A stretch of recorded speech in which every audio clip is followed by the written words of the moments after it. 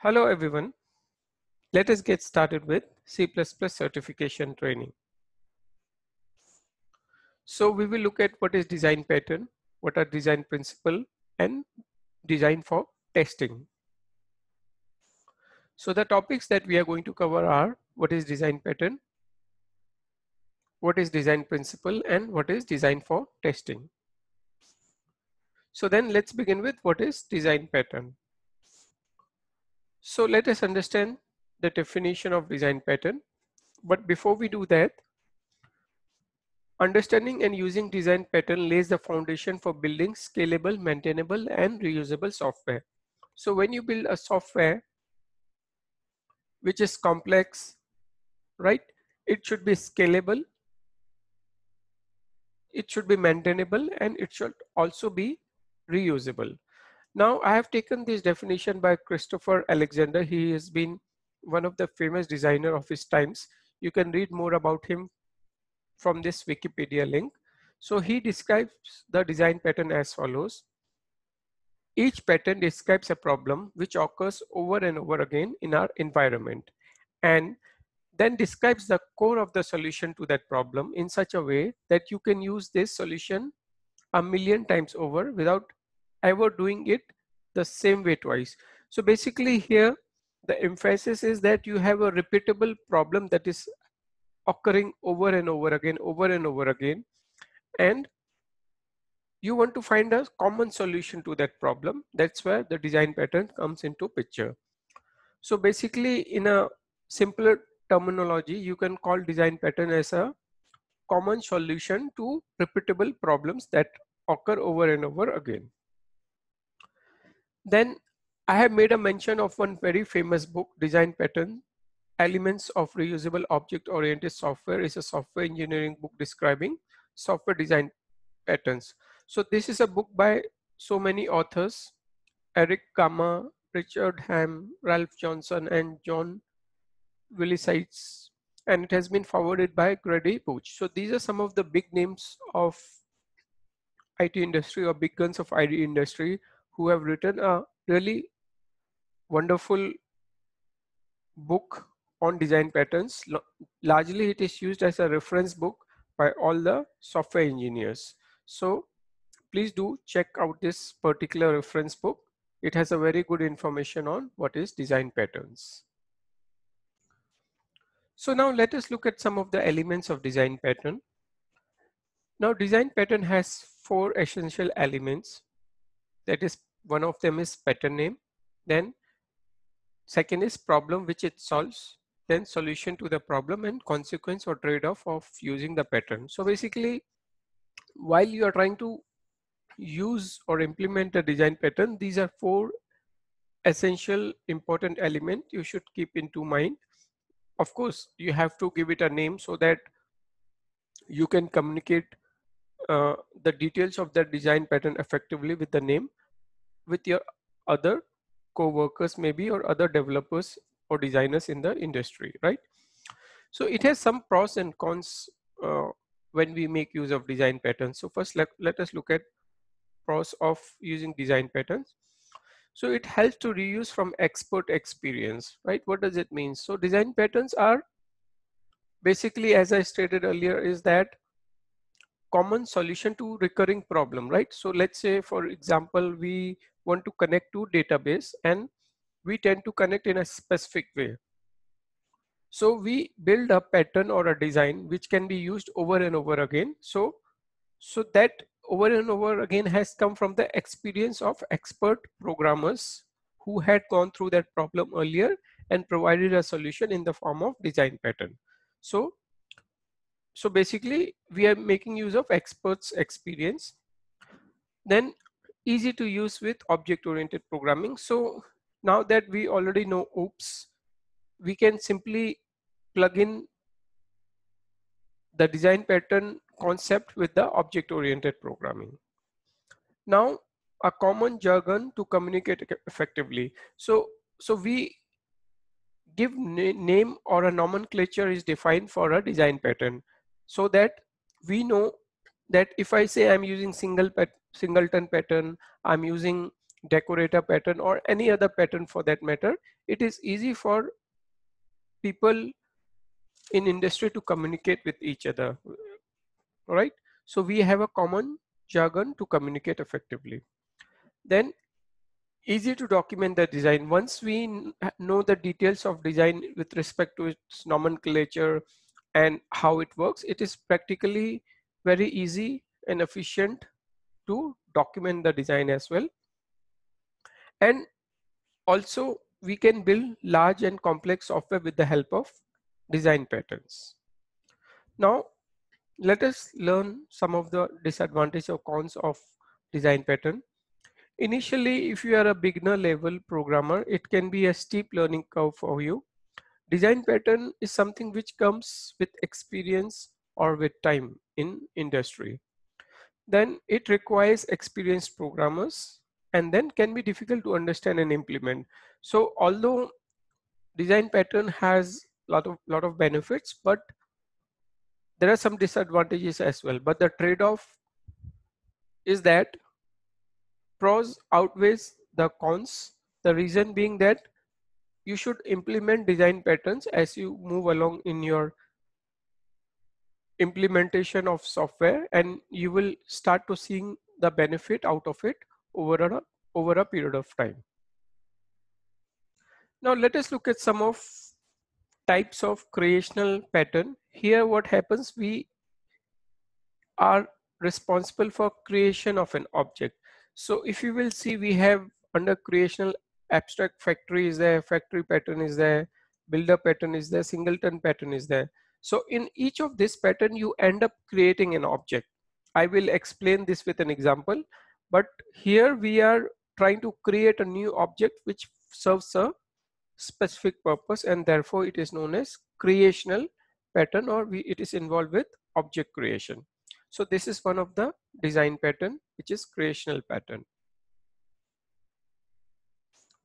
Then we have structural pattern, wherein we assemble the existing objects together, right? So for example, you have something in place, you maybe alter it, modify it, and you perform a implementation. This is known as structural pattern. So for example, if you have a decorator pattern, for example, let's say you have a you have a let's say calculator, for example, right? So you might decorate it and enhance its functionality so that it can work as a scientific calculator. So basically here you are assembling the existing object, enhancing its capability, and basically creating a new structure. Therefore it is known as structural pattern. Then finally we have behavioral pattern, which is involved in making use of algorithm, right? Now in this case, what we do is we implement a specific algorithm to perform a certain task. So for example, if you look at observer pattern or iterator pattern or chain of responsibility or command pattern, so let me explain this concept with an observer pattern. So observer pattern is a pattern wherein you write a logic to observe certain activity. Let's say you can write an implementation to track weather forecast, right? So this observer pattern, what it will do is that based upon your implementation, it will keep tracking the weather which is being updated in a particular website, and it will fetch the weather details for you. Now it is called observer because the implementation is in such a way that you don't have to explicitly go and track the weather website. The implementation logic or the algorithmic logic will do it for you. So therefore it is known as behavioral pattern, which makes use of various algorithms. Okay, now let me try to explain this concept with the help of a simple example. So I'm going to cover a singleton pattern as I had explained in the earlier slides. So let us understand singleton pattern. Fine. So singleton pattern is part of creational pattern therefore we are going to do object creation. So to begin with, what I have done is simply that I have a simple class which is singleton I'm going to call, and I have a main method. Here I'll say return 0 for now, and let us understand the concept of how we create singleton design pattern. Return 0. Okay. Now what I'm going to do, now the basic principle or idea of singleton is that you should only have one single instance of this particular class. Okay. So only one instance. That is the underlying motive or principle of this design pattern. So let's see how we can achieve this with the help of our design pattern implementation. So what I'm going to do is I'm going to create a private access modifier here first, private, and I will say static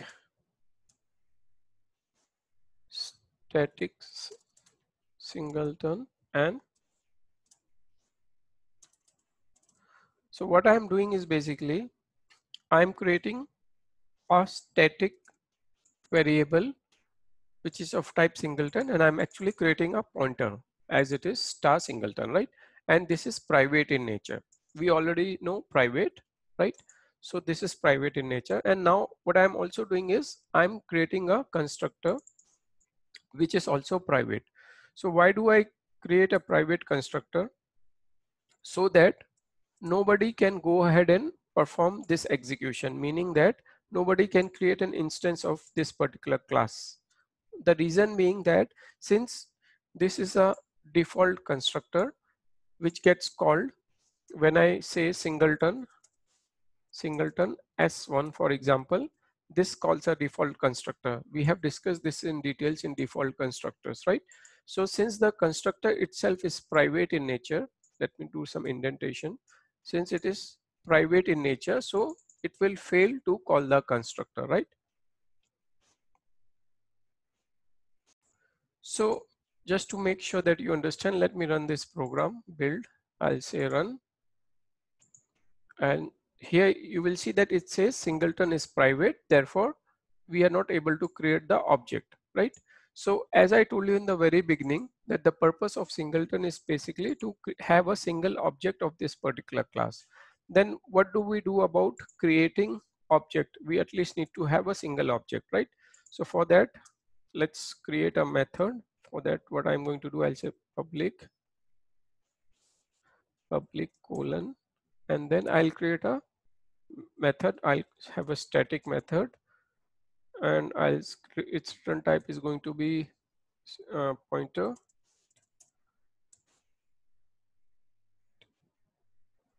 So let me copy this in the interest of saving time, right? And I'll say get singleton, right? Now this is my method. It's a static method returning a pointer. Now inside this, I will check if singleton is null. Yeah, so equals to null, right? I will write a logic here. I will say, let me say C out. Let's say inside. So this is just for our purpose. I'll say inside this method singleton, right? So that we know that control has come here.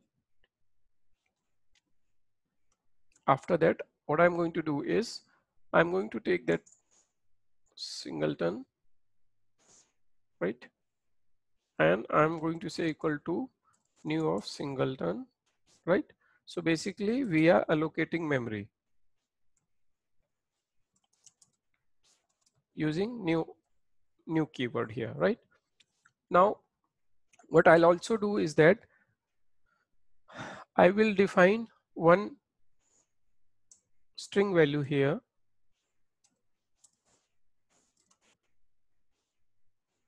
and what I will also do is I will say for this singleton pointer, I'll say value is equals to, you can give any value, singleton, right? So far what I have just done is I have created a static method. In this, it checks if the initial value of this is null.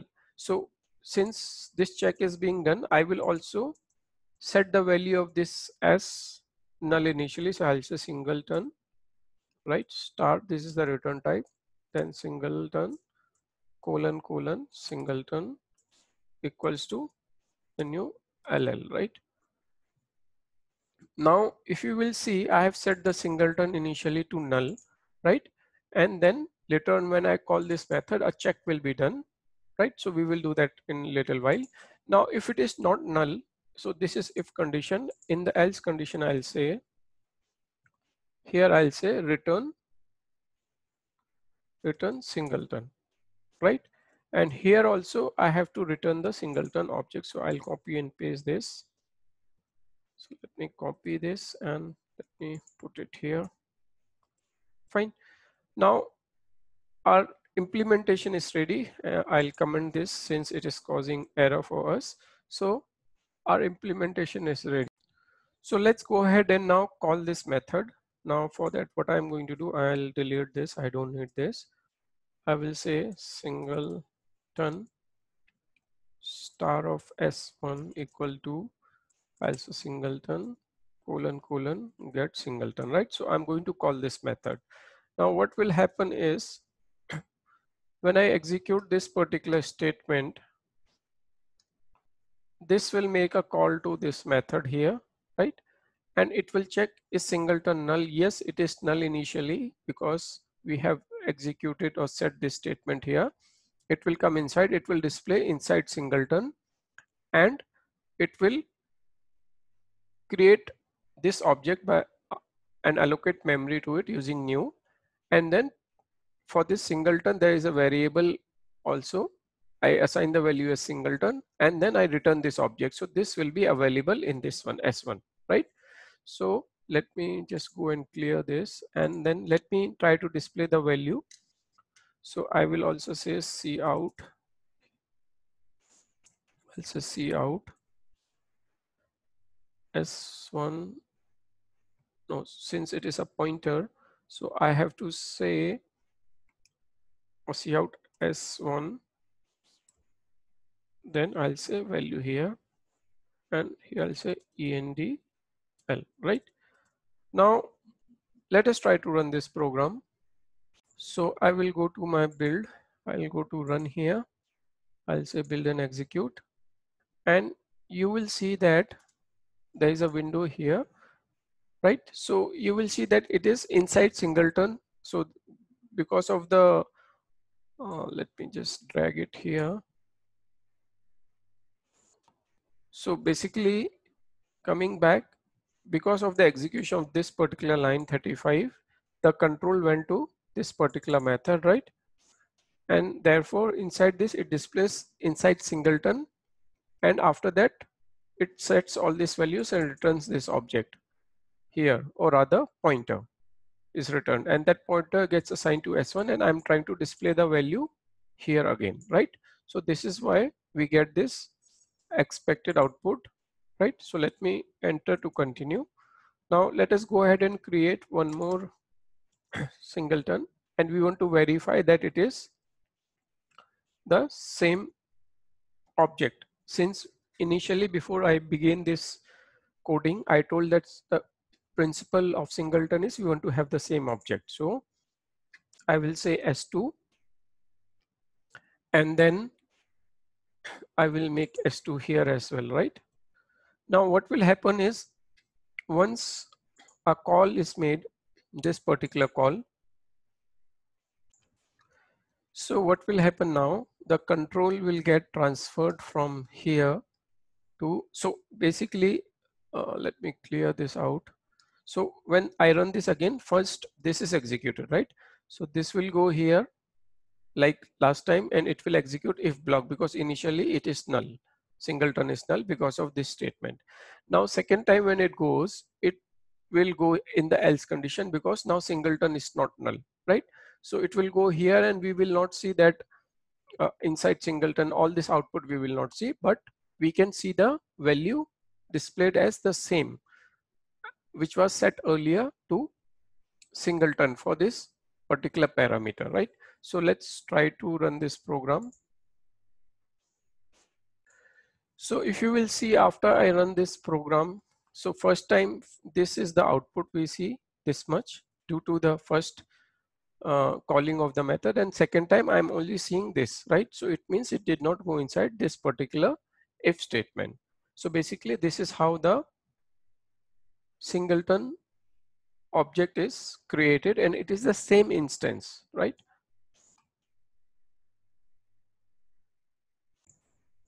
Now in order to verify that they are actually the same objects, or rather same object of singleton has been created, or there is only one singleton instance, I will say C out of S1, right? So I'm trying to display the memory address now, and I will say this is S2 here, right? So I'm trying to display address of S1 and S2. Let's do that. I will run this program, right? Run. I'll say build and execute. I'll go to this window here, right? So you can see here that both of them have the same address or memory location, right? So it means it is the same instance or a single instance of this particular object has been created, which is referenced or accessed by S1 and S2, right? So this is a concept of singleton design pattern where you have only one single instance of this particular class created in the entire program. So now let's come to design for testing. So TDD is test driven development. Now this is a very famous screen you see in front of you, that all code is guilty until proven innocent. What does it mean? It means that when you are writing a code or you are creating program, you should assume that it is faulty or it has error, and then you test it and verify that it is working fine, right? So TDD relies on the following principle: convert the requirement into failing test cases. So when you start doing your development work, what you do is you take the requirement document and write some test cases which are initially failing. Then what you do is, this is a principle of TDD, it is known as test driven development. So first you write your test cases in the principle of TDD, right? And initially they will be failing test cases. Then you will write the code to implement the functionality which is specified in the requirement document, so that this failing test cases will start passing, right? And this approach will keep on going a number of times, and you will keep refining your code until you have covered all the requirements that were specified in the requirement document. So this is a principle or concept of TDD, wherein you write your test cases first, which is initially failing, then you provide the implementation as it has been specified in the requirement document, and finally you run those test cases and pass them. So, and the passing will be based upon uh, the implementation of the functionality that has been provided in the requirement document. So to summarize our discussion, what we have looked at is, at the end of this session, you should be able to understand the concept of design pattern, understand the different types of design pattern, and understand the principle of TDD. So in summary, we have looked at what is creational pattern. We looked at a coding example of a singleton pattern. Then we looked at structural pattern. We looked at behavioral pattern, and we looked at what is TDD. That's all in this discussion. Thank you so much for your time.